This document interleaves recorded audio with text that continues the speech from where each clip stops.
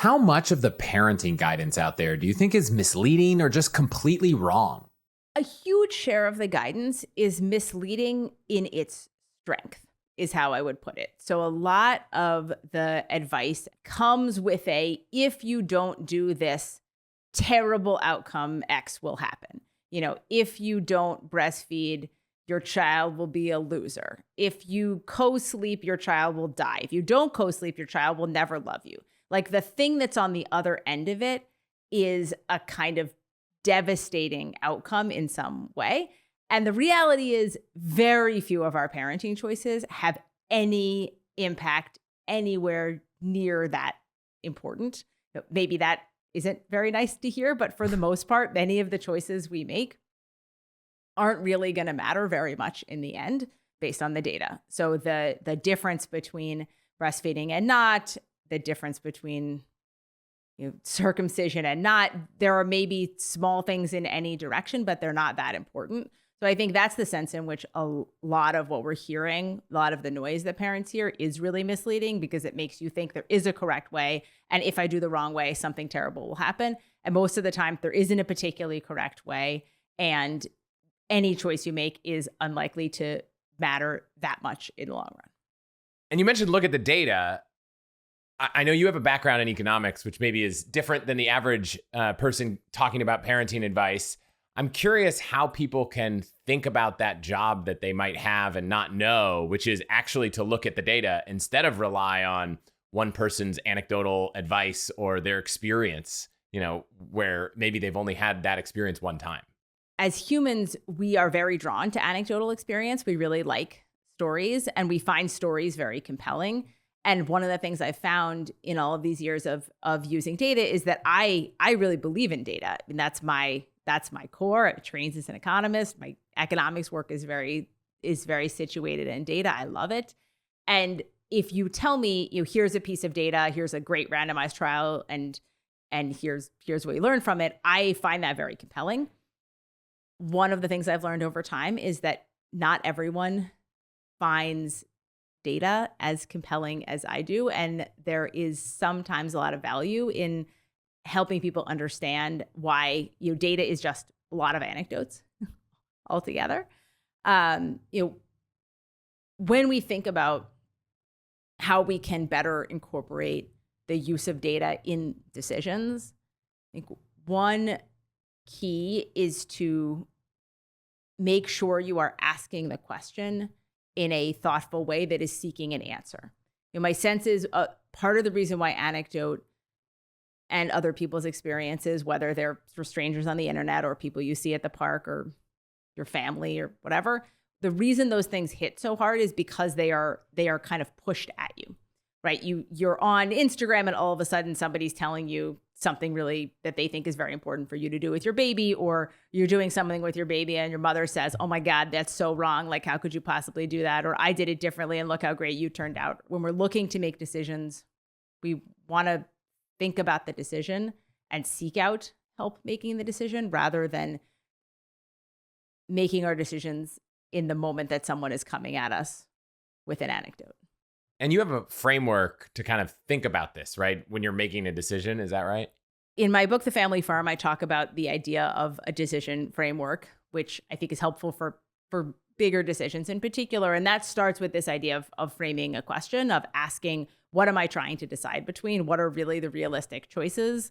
And then goes on to say, spend some time collecting all the data that you need, collecting all the information, the logistics, whatever is going into that decision. And then you want to make the decision and kind of move on. I think one of our big decision-making problems is that we tend to linger on our decisions and make them again and again and again without just accepting, I'm going to make the decision and move forward. One of the challenges I've always had is sometimes you collect lots of data and it doesn't just point you to the answer. And so can you give an example first of how you might frame the question better so that it makes it easier to look at that data and make a decision? So first of all, I should say data is almost never going to give you an answer. So if you're expecting the data to boss you to an answer, you will be disappointed almost every single time because there's very few things in life or in parenting where it's somehow so obvious from the evidence that one thing is the right thing. But I'll give you a specific example, which is, should the decision of like, should I send my child to daycare or should I have a nanny? Right? And that's a question where I would encourage people to first think about what the realistic options are. Should I send my child to daycare or not? I'm like, well, or not is not a childcare solution. What is the other thing you could be doing? Is it you stay home? Is it a nanny? Is it a grandparent? Is it a different daycare? What are the actual choices? And then you get some data. And in that case, I think for most people, the information that they would need would be both some information about, what do we know about outcomes for daycare versus nanny versus stay-at-home parent. And that's the kind of data I talk about in my books. And then there's also a bunch of information about your family, which also has to go into that decision. How much did these things cost? What other things would you have to give up if you wanted to pay for a more expensive option? What's realistic in terms of your careers? Like, what do you want? How do you want to spend your day? These are all kind of quite important choices, important parts of the decision that go along with the data. And then when you make that decision, you take that data, but you overlay your preferences, your values, your constraints on top of it. That's how good decision-making happens. And do you think a lot of the decisions people treat as irreversible, and I'm curious if they actually are. In business, we often talk about reversible and irreversible decisions and like, just make the decision and you can change it later. I'm curious how much that applies here. The last part of the decision-making framework I talk about is the idea of follow-up, that most of our decisions are not irreversible, or at least not irreversible kind of forever. So a decision like, I'm going to decide to send my child to daycare, that's a decision you can revisit in a year or 6 months or some other time. Humans don't like to revisit our decisions very much because it's like admitting we were wrong, right? So this is, I think, what happens in many cases, both in business and in parenting and in life, is I made this choice. I chose to send my child to this childcare option. And even if it's not working, kind of admitting that it's not working requires me to say I made a mistake. And that's hard. The like cognitive dissonance associated with having made a mistake is very hard. So people fail to revisit their choices. Sometimes you can get around that, like your psychology there, by planning to revisit. In 6 months, we'll come back and ask, if it worked. And that's an opportunity to then frame a different choice, a reversal of the decision as like, well, this was an experiment. And we knew we were gonna revisit it, as opposed to we made a mistake. There are some decisions which are irreversible. So if you choose not to breastfeed, at some point you won't be able to restart. So there's some biology, things like that. But a lot of the choices we make are reversible.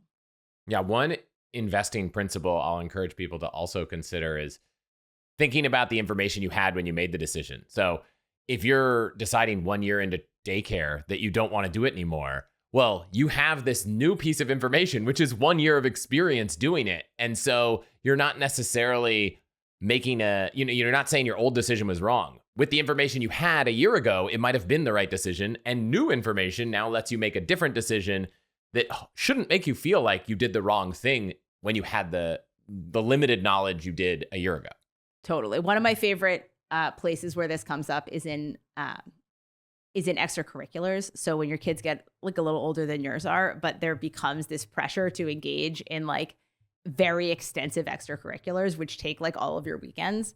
And so there's this story about, like sitting and somebody's like, a friend of mine was like sitting and watching their kid do some kind of gymnastics or something. And the parents behind them were like, boy, we hate doing this. It's such a waste, but like, the kid hates it. We hate it. But like, what are you going to do about it?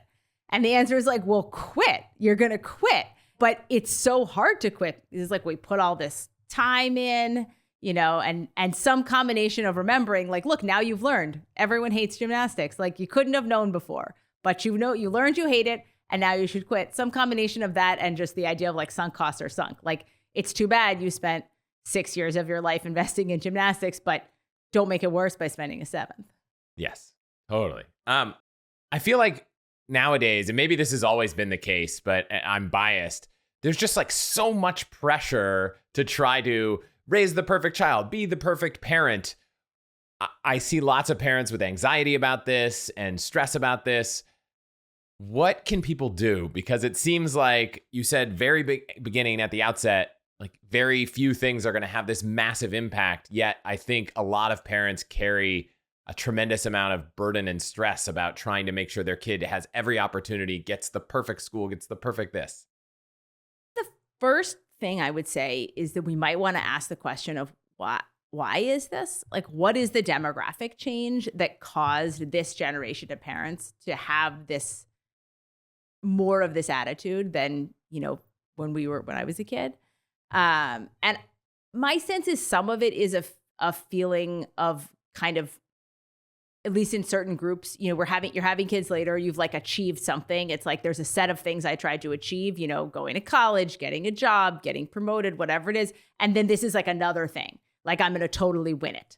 I'm going to win my kid the way that like I won partnership at Ropes and Gray, like just like that's what I'm doing. And it's hard to realize sometimes, but it's very true that the amount of control you have over your kids' success and outcomes is quite a bit less than many of us think. So the corollary of, a lot of the choices we make probably don't matter as much as we think is that,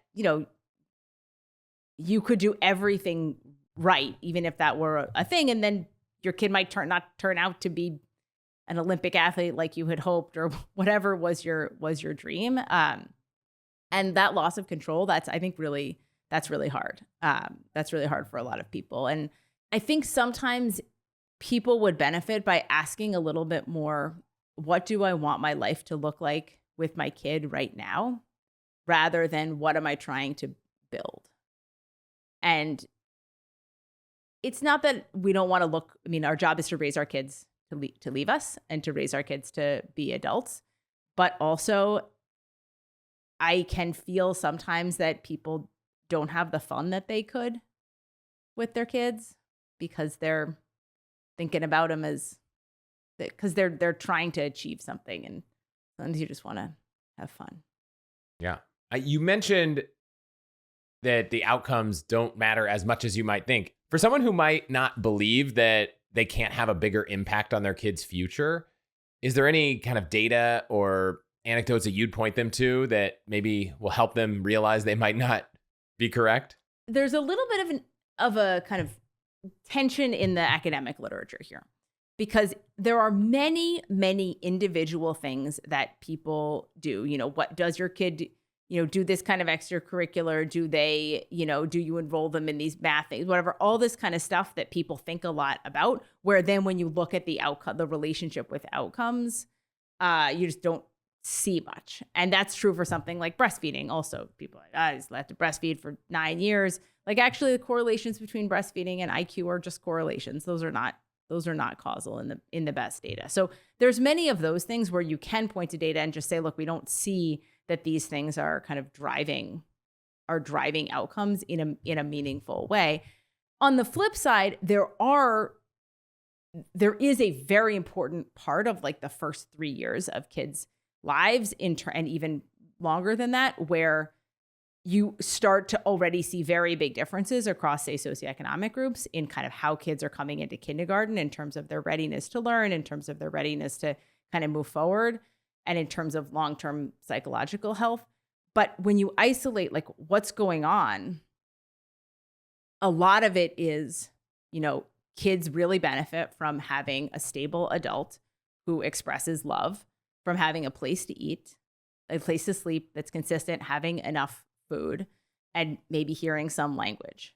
Like some sort of pretty basic things, which like unfortunately not every kid in America is getting, but most of the people who are most worried about investing in their kids in these ways are doing all of those things, right? And so we're sort of obsessing about a bunch of small stuff on the margin that doesn't matter because we have heard, the first 3 years are really crucial. The answer is like the first 3 years are really crucial, but you've already done it by the time you are starting to think about like, is it really important that my kid go to a Montessori school? Like by the time you're down to like how many master's degrees do the preschool teachers have to have, like everything is fine. Everything is already as much as you can do. So does that mean the parent thinking about that question might need a good enough approach, not a perfect approach? I think it depends a lot on whether that approach is serving them. In some sense, we'll put myself in this category, like sort of effectively overthinking a lot of parenting decisions is helpful. The fact that I thought about it and was careful and made a thoughtful decision, that helps me psychologically, because later when I question my decision, I have this confidence. I know I made the decision in a way that was thoughtful and was the way that I want to show up for decisions. So I think that can be very valuable. I think that when this gets into a place where people feel overwhelmed or paralyzed or like they're constantly messing up, I think that's where stepping back and saying, hey, like probably everything, like let's embrace a little bit of the second best parenting, like kind of good enough, is a good idea. I see some parents that are focused so much on providing everything perfect for the kid that maybe they don't even take a second for themselves. How important do you think it is for people to also prioritize themselves as a parent? There's a guy I really like named Tom Phelan, who's the author of what was once, I think, the most popular, like basically discipline book for parents called 1, 2, 3 Magic. It's still a very popular book, but I talked to him at some point, and he was talking about the idea that that there are, different dyads in the family. There's like each parent with each kid. There's the kids together, and that it's one of the things that you want to prioritize is kind of connections between each of those dyads. And then he said to me, what is the most important dyad in the house? And I said, I don't know, the parent to the oldest kid. I had some like idea. And he was like, no, it's the two parents. And it was I was like, oh yeah. And I think that's part of this for me, is the kind of, as we get so focused on our kids, we can forget ourselves and we can forget our relationships outside of the kids. And that those are both pretty important to prioritize for the family, because, parents are people also. And I assume children are watching those things also, right? It's not everything they learn is that the things you've taught them, but seeing happy mom and dad, not tired, not stressed out, probably has an impact that might be hard for data to quantify. I think that's probably right. I mean, our kids learn a lot better from seeing than from being told. That's not their like preferred mechanism of learning, is to have things explained to them. And so certainly, the image of like my parent is willing to prioritize themselves communicates something. And, I think we worry that communicates, I don't care about you. But at some level, it doesn't. And I will say this is something, like just at a personal level, like I struggle with quite a lot. That it is, I do not do a good job mostly of like saying that I need time. And sometimes like, so for me, actually, the only thing that works is running. Because I, for whatever reason, have like convinced myself that like running is important for health, even though it's definitely not true at the level that I'm doing it. It's like, but it's the one thing where I can tell my family, like, this is really important to me. And like, I'm going to do it and I'm going to leave you for it. And they kind of accept. They're just like, okay, yeah, like it's really important for mom to go. Which I guess then inherently means it probably is important to your health. Yeah, no, it's important to my mental health. I mean, it's just like, it just may not be good for my knees. Yeah. It's like, Well, I come from a family of many replaced knees, so I've just accepted that that's in my future. You're just going to get a new one. Yeah. I mean, think about how fast I'll be with my new bionic knees. It's going to be amazing. I want to go back to something throughout the books you've written, and I've gotten through all of them at different stages. I already mentioned in the intro how valuable they were, so I encourage everyone to take a look. You challenge a lot of common misconceptions, and we talked about how many there are. But I'm curious if there's one or two that stand out as the most shocking ones now that you've dug into the data. My first book is about pregnancy. And there, I think the one that really sticks out to me is bed rest. So bed rest in pregnancy is something that actually still pretty commonly prescribed. And it just isn't effective for anything. Like there's basically no complication for which bed rest has been shown to be a good idea. And it also has some pretty negative outcomes. If they're concerned about preterm labor, like tell people just like lie down. And I guess the reason I find this so interesting is because it strikes me as an example where the sort of anecdotes of lived experience are basically getting in the way of data. So, most of the time when people have threatened preterm labor, they don't go into preterm labor. So that happens more commonly than actual labor. And if you tell people lay down for like 6 weeks, most of the time that will appear to work because it would have worked because that it just would have worked. And so it's an example, like such a clear example where like if you had a control group, you would see that the outcomes were the same. But in the absence of the control group, if you just decide like this is a good idea and you just start doing it, it looks like a good idea because like most of the time everything works out fine, like it would have anyway. And it's just one of these things where as a person who cares about data and evidence, it's such a clear example where you can get into a path of doing something which is wrong, but is like self-reinforcing. Now, I assume that the doctors prescribing this bed rest have access to the same data you do and anyone does. Why does stuff like that keep happening? So this is a place where I think even in the decade since Expecting Better came out, like the advice has changed a lot, in part because some of the evidence, not because of my book, but because the evidence slowly updates over time. But I think there is a lot of hysteresis in practice. So, if you are an obstetrician, you've been prescribing this for many years, and most of the time it seems to work, like the idea of not doing it anymore because of some study, I think is hard because it's like your lived experience is this, is that this works. Yeah. I remember one distinct moment during our first child. You could basically got a choice. Do you want to meet with your OB before pregnancy like 3 times, or do you want to go to group meetings 6 or 7 times? Group prenatal care. Yeah. And we were like, oh, wow, well, we want more information. So like we get 6 or 7 times. So we go to the first meeting and they asked a bunch of these preconceptions, myths, and they were like, how many of you think you can't? And then the nurse went through like, have coffee, eat sushi, have honey, and like went through them. And I remember we had both just read Expecting Better, and we were both like, yeah, that's okay. Yeah, that's okay. And everyone looked at mostly my wife like, oh my gosh, who is this person that's poisoning her child? Like, what is going on? And the nurse eventually was like, no, actually, she's right. But even in a room in the Bay Area, lots of educated people, everyone seemed to keep believing things that I guess data has now disproven. Things like caffeine and even like small amounts of alcohol being so terrible.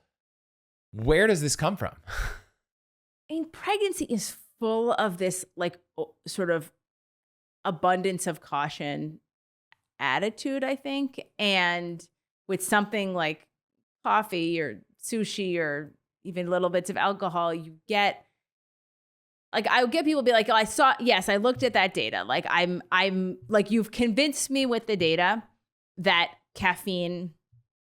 some amount of caffeine, some caffeine in pregnancy is okay. But I still wouldn't do it. It's sort of pushing but why? Like, it's like, well, and I think some of it is just the feeling of if something bad happened, I would blame myself. And like especially early in pregnancy when people worry about miscarriage, whatever, then the feeling of like, I want to do everything right because then I will know if something bad happens, it's not because of something that I did. And I think that's actually a very hard psychological issue to get around. This kind of, I'm worried about blaming myself, partly because society is quite good at blaming women when things go wrong, or just in general. I think people have to decide where they are emotionally on this. I think it's totally fine to say, like, I think that we should have the evidence there. I think people should read the evidence, and I think they should understand it. And I think we should work on the idea that, that like sometimes bad things happen for reasons that are not in our control. And that is really sad. And that is just the way the world is. And that somehow we have to stop somehow we have to stop blaming people for things. And I think if we could do that, then people would feel a little more comfortable kind of making some of these choices based on evidence. And I think some of it is how other people look at you. So I can't remember if this actually happened to my wife or it was a friend, but someone like took the coffee out of their hand when they were at a coffee shop, which I'm sure you've also heard stories of things like that happening. And so even though you might decide this is okay for me, it seems like other people must not have this data because they're willing to go to such extremes to kind of share their opinion, if that's the right way to say it. I think those experiences for me go beyond like this person doesn't have the data into like this person is willing to step over a line that like I thought we had in polite society. And this happens all the time, more in pregnancy than with your kids, although it happens with babies also, where people just feel like somehow like it's their business to say what you should do. To like take the coffee out of your hand, to touch your belly, to like, say, well, I hope that's decaf. Why isn't your baby wearing a hat? Did you know babies get cold? It's like, actually, like, it's like, what do you want me to say? I mean, I think that our kind of societal willingness to weigh in on people's pregnancy and parenting choices is somehow astonishing. I do think some of this is people don't have the data, but I think once you're at the point where you're taking coffee out of someone's hand, I'm not sure you would be compelled by evidence. I think that's just not okay. Yes, I agree. At some point we talked about having a line of like cards that said like, well, actually on the front, and then on the back there would be like information about caffeine or whatever in pregnancy, and you could like hand them out to people. As someone who enjoys confrontation, I would have really enjoyed having that deck of cards. And I think my wife would much prefer we just walk away. Yes, just walk away, buy your coffee elsewhere. One other topic that I feel like maybe falls into the camp of heated with controversy that I'm curious. I don't remember where the data ends up in that chapter of the book, but is around sleep training, which I know is very polarizing. How did a topic like that get so polarizing, and what does the data actually show? If you're not deeply steeped in the internet discussion of sleep training, when we talk about sleep training, we're generally referring to some system where a child is crying for some period of time during the night and with the intention that they fall asleep on their own. I'm guessing most parents that are kind of find this not a great method haven't actually learned about this Romanian study. This is the first I'm hearing about it. Do you think people are just don't want to hear children cry, or why has it become so polarizing absent knowledge about this Romanian orphanage? So sleep training is extremely polarizing because people worry that if you sleep train your kid, it will cause them to never be attached to you and to have long-term psychological issues.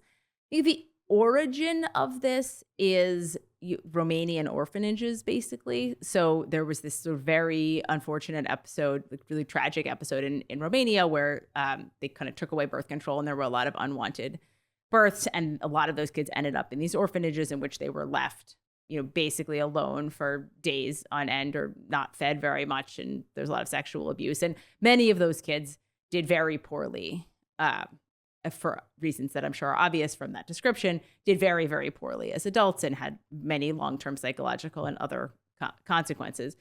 And when people from the West came and visited these orphanages, one of the things that they saw was that like the babies were very quiet, that if you didn't ever come and help a baby for many days, like it would stop crying because it's sort of okay. And so then people sort of took that and like were like, well, this is like sleep training is like a little bit of Romanian orphanage, and so it probably is bad for kids, and it's going to have all these same like negative consequences.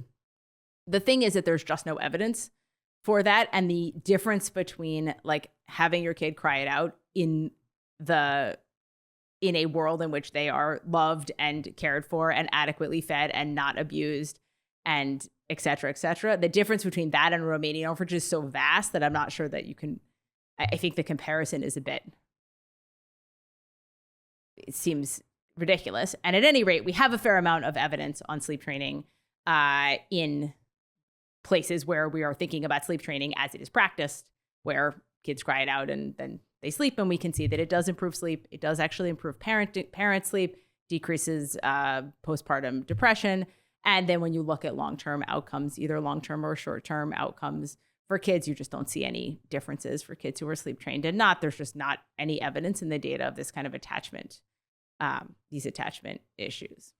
So I think, first of all, there is a fair amount of talk on the internet, not so much about the Romanian orphanage, because I think people recognize that doesn't seem that parallel, but just in general about the idea of attachment theory and kind of people saying, like this, we know this must be bad for your baby because babies are made to be with their mothers all the time. I mean, there's a lot of like rhetoric on the internet about this, which I think is not super supported by data. It's also very unpleasant to listen to your kid cry. I mean, I don't want to like sugarcoat, like it can take a few days for this to work, and it's really unpleasant to listen to. And it is not for everyone. There are people who like will tell me, I just couldn't do this. And I think like, that's fine. Like this isn't something where I would say you have to do this. And I actually, it's an interesting space where my sense is some of the debate online, some of the intensity of this debate is because both sides feel like they are being told they have to do something. So both the people who do the sleep training are told, you're a terrible monster parent. I could never do that, which is frequently said. And then if you don't do it, people are told like, we have to sleep train. You don't sleep train, your kid's never going to sleep, and like, you're ruining them forever. So somehow both sides feel like they are being told they're doing it wrong, as opposed to what I think is a reasonable middle ground, which is like, this absolutely can work for many families. And there's no evidence that it would cause any long-term or short-term problems, but it's certainly not for everybody. And if it doesn't fit what you want to do with your family, then you should feel free not to do it. And maybe I'm wrong, but breastfeeding might fall into a similar camp. I think breastfeeding falls into a similar camp. It's interesting. I think the rhetoric on sleep training is actually in some ways a bit stronger. Like rarely do people say, like, if you choose not to breastfeed that you're a monster. Whereas I do think people will say that about the sleep training, but it has the same feel of like people really disagreeing and falling in these very sort of sharp camps and people feeling judged. And the evidence to suggest that, breast is best is there are some small benefits, largely in the short term, but many of the benefits that are stated about breastfeeding are not actually supported in the best data. There's a lot of data around a lot of these topics. And honestly, I think the easiest way to tackle that data is to pick up a book that you've written on the stage of parenting that you're in. At least that was our approach. But for someone who kind of wants to go a little further and look at the data, what advice do you have for someone trying to think about how to even read these studies, find this research, know that what they're looking at is the right stuff? The first thing I will say is that if you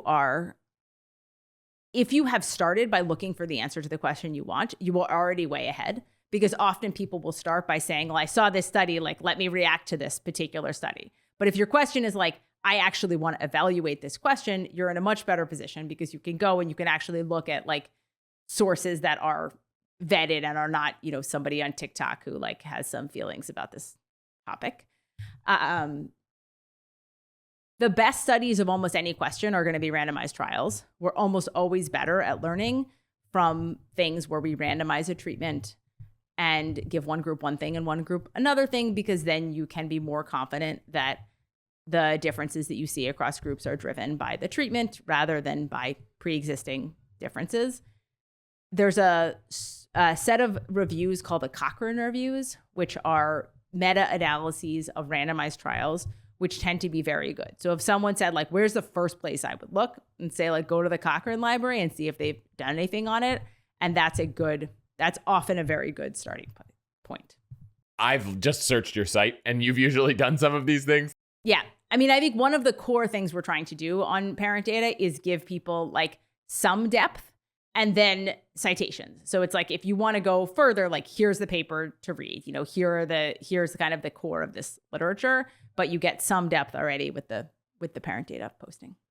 And I know there are lots of different norms all around the world. And so how much does it matter where these studies are done, or how much do kind of cultural norms and traditions play into advice on these topics? So cultural norms and traditions play enormously into advice, and it is extremely interesting to talk to people from other countries about what kinds of things they hear. So, like I have a friend, a colleague from Sweden, and she was like, at some point she was telling me, she's like, in Sweden, no one would ever swaddle their baby. Like, because everybody knows, like, if you swaddle them, I don't know if it's like their hips will be ruined, they'll never learn to walk. There was like some specific thing. And it's just like, not only is that not supported by data, but I had never even heard that. Like, no one this is not in the US, no one is anti-swaddle. Swaddle is just like a regular milk toast thing that we're doing. But she was like, in Sweden, that is the thing not to do. And then there was this time when I was pregnant when one of my Chinese colleagues was like, "Are you wearing a radiation vest?" And I was like, I'm not. What? And he's like, everyone I know in China, like when they're pregnant in front of their computer, they wear this like canvas radiation vest to protect themselves from the computer radiation. It was like, there's no evidence for that, but it was just like, that's the cultural norm. And so there's so many of these places where you see these like sort of differing cultural norms. There are also then, when we're studying some of these things, like alcohol and pregnancy is a good example, where cultural norms are pretty different in the US and in Europe or Australia with that. There's more alcohol consumption, more like occasional drinking in European or Australian context than there is in the US during pregnancy. And so most of the better data, the like larger scale, less complicated data comes from those places, because you are like more confident that this is a choice that is being made closer to at random, or that is not really wrapped up in demographic differences across groups. Given the wide breadth of opinions all around the world, one challenge, and this probably, the answer spans way beyond just parenting or pregnancy, but what advice do you have for someone who's read your book, done some research, come to an opinion, and get some pushback with a doctor or a nurse that maybe has a different opinion, how to navigate that situation? One of the things I hope that my books will do is help people have better conversations. So in a sense, rather than framing that as an opportunity to say like, I think one thing and you think another thing, as an opportunity to say like, hey, this is my understanding of the evidence on that. Can you tell me why you don't think that's relevant in my case? And so rather than we often frame some of these interactions as kind of, we're having a disagreement or my doctor's not listening to me, which does happen. But I think that we can sort of use this as a jumping off point. And sometimes the answer will be, well, that's the advice I give everybody. But like, I don't really know why. And it's like, okay, well, that's more informative than just, this is what we tell people. And sometimes the decisions you might discuss with a doctor or a nurse or even your partner, either they're small or they're a little bit easy. And sometimes there's decisions that parents make that are much bigger and complicated. You mentioned childcare earlier. There's not one right answer, and there are lots of different factors and variables. I think given your background on economics and decision-making, like, how do you give people guidance when they're making really complicated decisions, like whether to return to work, have a second child, these kind of things where there's so many variables, where it just feels like even if you ask the right question and collect the right data, actually making the decision is tough because there's not even close to a kind of right answer? We are not very good at making hard decisions like that. I think that there's a core reason, which is that with one of these very, very hard, complicated decisions, and for different people, those are different. I think whether to have another kid is a common one for people to be a little stuck on. You can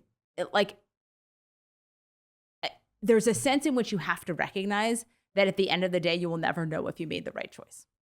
right? And we really want to know that we made the right choice. And for many of these choices, you're never going to learn that. You are never going to find out if you did it, if you would have been happier in the other option, or things would have worked out better the other. You just won't.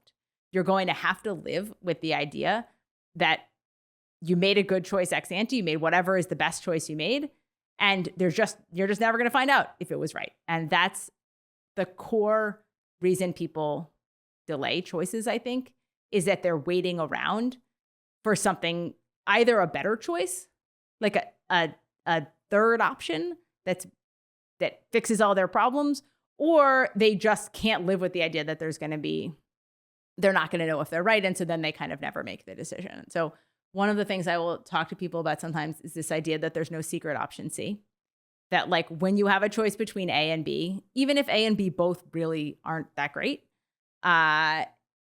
you have to choose one of them. And like people ask me, so the classic example where I will talk about this is people who are thinking about a second kid, and one person wants a second kid and one person doesn't. And it's like, my spouse is really committed to a second kid and I'm really committed not to. How can we make this decision? And the only thing you can say is like, there's no secret option C. If you're having this discussion, waiting for some option to arise that is intermediate between having a kid and not having a kid, you will never get that, because those two things are literally the opposite of each other. And so you're just going to have to make the decision knowing that one person is not going to get the thing that they want. And waiting around and not making a choice is the same as making a choice. It's choosing in favor of the person who doesn't want to have a kid, because eventually you'll lose your ability to do that. And so I just like, we're not great decision makers. Like as people, when things are hard, we just put them off. And sometimes we just have to force ourselves to make a choice. Yeah. It's funny. And the same thing is probably true with, do you want a will or not? Well, not having a will means you're just having a will that is whatever your state decides your will is. And so that I've brought up with a few people, and they've been like, oh my gosh, I didn't want to go through this process, but I already did. And I just accepted this thing that I'm completely out of control for. And now I'm really, really more motivated to figure this out for myself and our family. Yeah, I mean, the will one is a good example, because I think when we think about that, we're thinking about like, should I make a will or should I not die? It's like, well, actually not dying is like not on the table. So it's really like, it's just, do I decide what happens after or not? Or just like, do I let the state decide? And I don't know, I think people think about the prenups also. It's like, should I have a prenup? Like if I have a prenup, then I'll get divorced. It's like, well, you might get divorced anyway. Yeah, I think the data shows that that's at least a reasonable likely outcome for almost any relationship. It does happen. There's a couple decisions that I think are particularly relevant for me. And so I'm just going to bring them up because they're interesting at the age of our kids. One of which I think, you mentioned there are lots of decisions that maybe don't have as much impact as you think. But there's one decision that I think is kind of happening, at least in my circle of kids that are kind of in the 3, 4, 5, 6 range, starting to go to school, about the value of private education. And the thing that I think is different than this about a lot of other decisions is the financial impact it can have. And I have talked to friends, and I used to run a financial planning firm, people that put their personal finances at extreme tight places for the sake of their children's education. And it's one where it's hard to be like, well, I don't care about my kid's education, but maybe good enough actually isn't as bad as you think and not worth stretching your finances.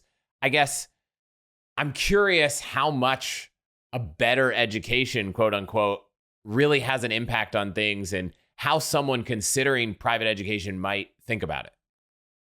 Really hard question to answer, because the demographics of the people who have private education are very, very different than the average, particularly if you're talking about the kind of private education that would stretch your finances. So in the US, there's public education. There's a large share of private education is Catholic schools, and those tend to be, they tend to serve a pretty similar demographic to the public schools. They tend to not be that expensive. And then there's this sort of space of like, independent private schools, which can be very, very expensive, which is closer to what you're kind of imagining when you're stretching your finances. When we look in general at schools, and let's say now, like, let's compare different public schools, some of them are going to perform better on like sort of test score wise than others. And we would also frame that as like some of these schools are better than others, right? There's like better public schools. You could ask the same kind of question: should I stretch my finances to move to a district with a better public school based on this testing metric? But it turns out when you look in the data, most of those differences across schools are basically about differences in who is going to the school, which is to say, moving your particular kid from school A to school B is not going to give them a boost in test scores that is the difference between school A and school B. It's going to give them at best a tiny fraction of that boost, because most of the things determining how your kid is doing on this test or whatever is like just what your kid is like and what happens at home and genetics and all the kinds of other stuff. And the treatment effect of the school is small. That doesn't mean every school has a small treatment effect, but on average, a lot of the differences that people perceive out in the world are really differences in kids and not differences in schooling. A similar point may be made about private schools, and people have made it, that like some of the difference in performance and college outcomes and whatever is really about a difference in the kids who are going there and not a difference in the amount of sort of treatment of that, not a difference in the kind of treatment effect of the school.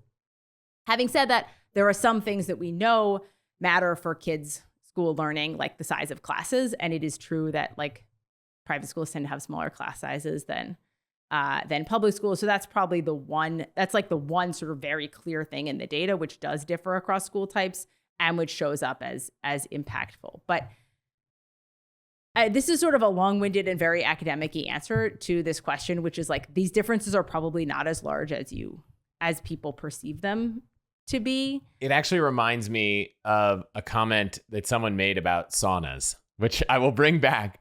But it's like, there is data that shows that a sauna, can have some positive health impacts. Right. I've heard that. If you're eating cake and not exercising, like the sauna is not where you should be focused to improve your health. And so I'm curious, private education might have smaller class sizes. That might have an impact. But what are the things that are like orders of magnitude more important on the outcome of your kids, maybe past those first few years where we talked about having food and having shelter and those kind of things, that people should maybe reframe their thinking about from kind of toddler beyond ages that are really important for parents to keep top of mind? It's an extremely good question, because I've thought a lot about this so in some ways, some of the answer is it's a lot of the same stuff that's like, that is matters when your kid is little. When we get, which is like having a stable place to live and enough to eat and family support. When we get into older kids, a lot of what people worry about is mental health. And so your kid sort of like, how do I have it be the case that my kid is resilient to the inevitable failures and complications and social issues and whatever that are happening in school? And the answer to that is like, kids are more resilient when they feel that home is a safe place. And so making home a place where kids feel, not where you're fixing all their problems, but where they know when they show up there, like somebody loves them unconditionally, even if they got a C on their math test, or even if Sally pushed them down on the slide or said that their hair sucked or whatever was the thing in the day, that kind of like being a core stable space, that's ultimately how we're going to raise like resilient kids. Probably much more important than, is home a place that has Russian math or something? Yes. Which, by the way, I've heard lots of people say, can't send them to public school. They don't teach language until 5th grade, and this other school does at 2nd grade. And so like people are making decisions that cost tens of thousands of dollars a year on small little things like that, which might be important to them. And I'm not trying to say that's not an important thing, but it sounds like there are other things that if you're never around for your children, like right. I mean, I think there's always there are always trade-offs, right? And sort of thinking about what am I trading off for this? Is there's You always want to have that in mind. Yep. And one other topic that I feel, data is probably constantly evolving that I'm curious about is around technology and screen time, because I don't know, when I was a kid, yes, we had a television, but like there wasn't an iPad that I could sit on all day, every day. And, our kids are kind of not quite at the age where they're playing games on iPads and, watching TV all day. But I feel like in a few years, their peers are going to be, doing that, whether we let them or not. And I honestly don't know how to think about it or whether the data is even kind of, I don't know, developed enough. Yeah, it's a messy space. And I think it's worth separating out the kind of the screen, like the passive screen time piece from the kind of like active sort of social media phone piece. So, there are kids will watch television on screens. And I think, there's a limit to how much of that they should do. But the way I often will frame that to parents, which I think is right, is like, this is an opportunity cost question. So there's nothing per se wrong with your kid watching Caillou. If they're watching Caillou for 7 hours a day, they're not doing other things like going outside and hanging out with you and going to school. And that's too much. But is there anything inherently bad about access to some amount of screen time? No. It's just about setting boundaries and figuring out where does that fit in your family life and how do you leave enough time for the other things that you want your kid to be doing. So this is like really a question of boundaries. When we talk about phones, then you introduce another set of issues. One is that it's actually very hard to set boundaries with phones. So when kids have access to phones, they have access to all of those things all the time.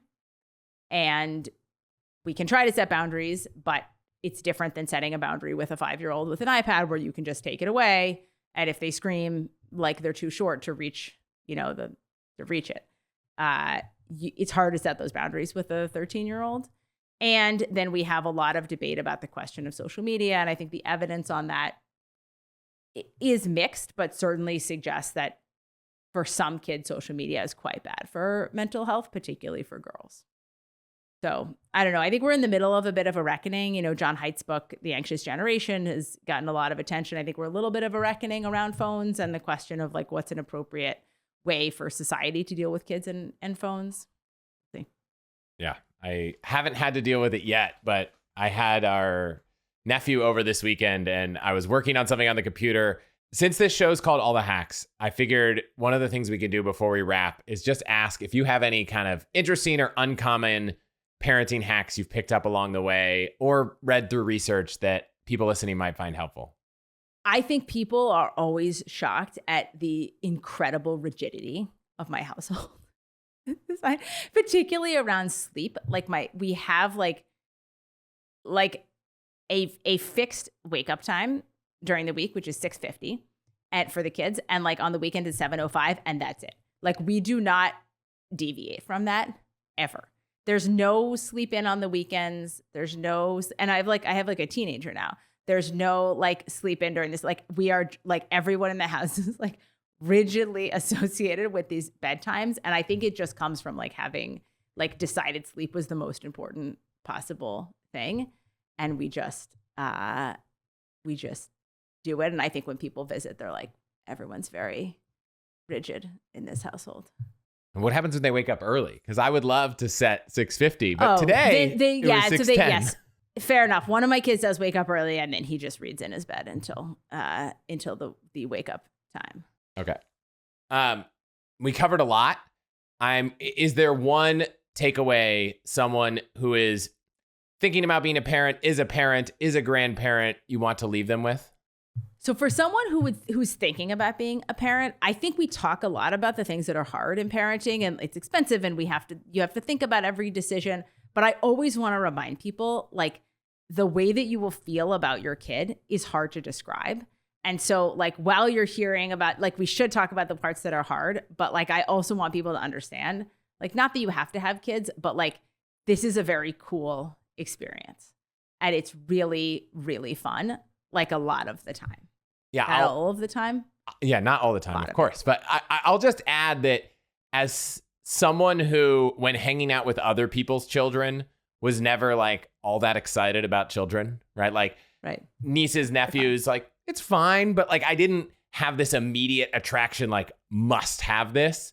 And so I was always asking myself, I was like, man, what if that's the same way I am with our kids? Like, you'll never know. And I couldn't have been more wrong. And the more I bring this up with people, the more I find out that your opinion towards kids before having kids is completely different than your opinion after having them. So I will echo some of that sentiment.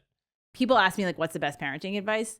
And I will tell them the thing that our pediatrician told me when my daughter was 2. And I like had some obsessive thing about bees where I was like panicked about the possibility of her getting stung. And she just like listened to this whole diatribe. And then she told me, yeah, I would just try not to think about that. And I think there's many things in parenting where I will step back and be like, I'm just going to try not to think about that because it's getting in my head and I can, my rational mind tells me like, this isn't important and I'm just not going to think about it. Love it.